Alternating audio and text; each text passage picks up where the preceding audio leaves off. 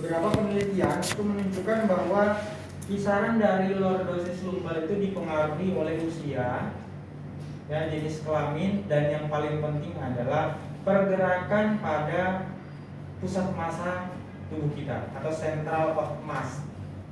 Ya, seperti apa contohnya? Kehamilan dan obesitas. Orang-orang hamil bisa diperhatikan, ya, tadi polanya sama.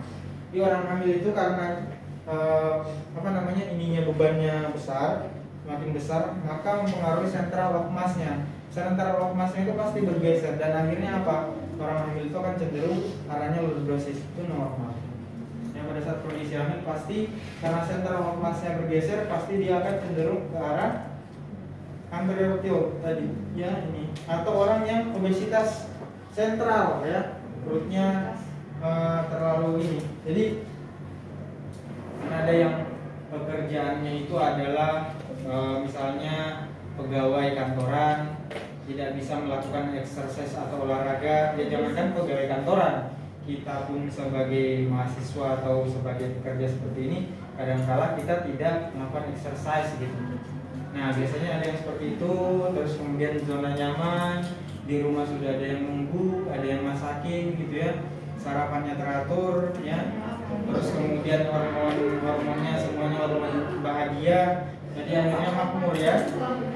Zona nyaman, ya, nggak punya pasangan, akhirnya pada saat dia masih belum punya pasangan itu perutnya kempis. Pada saat dia sudah punya pasangan langsung apa namanya? Ya, jadi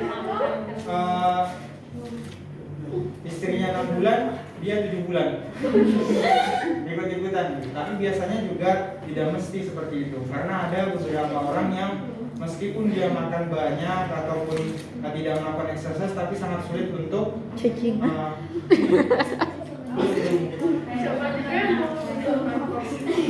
Itu biasanya lihat aja sama bapakmu, ya. Bapakmu gimana tadi? Bucit. Nah ini ya, hati-hati berarti kamu. Aduh. Maksudnya karena bapak muda seperti itu, ya biasanya itu menurun. Tapi kalau tidak, kalau kamu udah ada yang ikuti, berarti kamu kan bisa exercise, ya, gitu ya. Nah, memang udah ada. Kamu? Yes, hah? Yes, kamu malu. Ada ya? Kamu ada kayaknya. Ini ada peluang. Susah, ini agak sedikit susah. Saya juga punya termasuk. Karena memang dari orang tua saya tuh nggak ada yang memberi, tapi tidak menutup kemungkinan kalau misalnya pasangannya buat hormon bahagia terus, ya, udah ada yang masak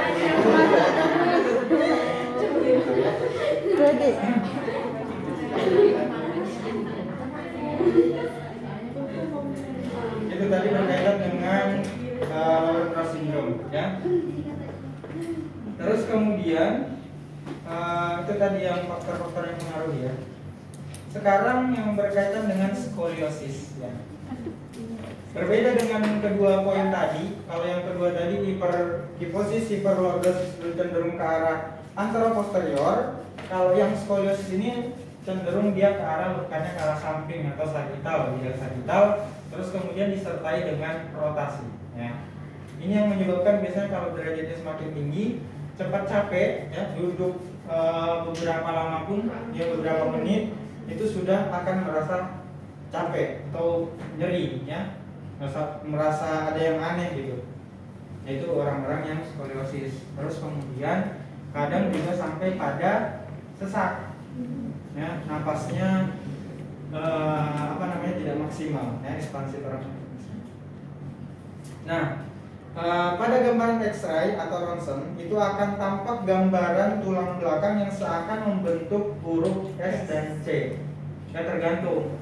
Ya, kalau skoliosis ini, kalau tadi kan kifosis fokusnya ke arah torakal, lordosis ke arah lumbal. Nah, kalau skoliosis ini bisa terjadi pada dua regio tadi, dua area tadi. Kalau dua-duanya bermasalah biasanya berbentuk S. Kalau salah satu yang bermasalah membentuk satu lengkukan, itu biasanya berbentuk C, dan itu bisa terjadi pada torakal dan lumbal. Nah, menurut The Scoliosis Research Society itu mengatakan bahwa seseorang dikatakan menderita skoliosis bila pada pemeriksaan ronsen itu didapatkan kelengkungan tulang itu lebih daripada 10 derajat. Kurang daripada itu ya sebenarnya masih wajar-wajar aja.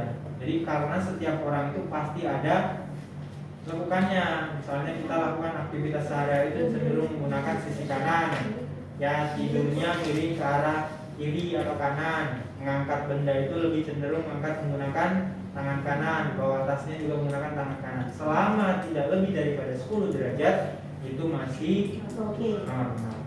Ya, makanya pada saat kita cek, oh ini kurang simetris nih, tapi kita lihat lagi derajatnya berapa. Kalau masih kurang daripada 10 itu nggak masalah. Yang penyebab skoliosis itu ada dua juga. Yang pertama ada yang struktural dan ada yang non struktural atau yang postural. Ya, juga sama. Kalau yang struktural itu memang problemnya pada tulangnya, bentuk tulangnya yang bermasalah. Tetapi kalau yang non struktural ini bisa disebabkan karena apa?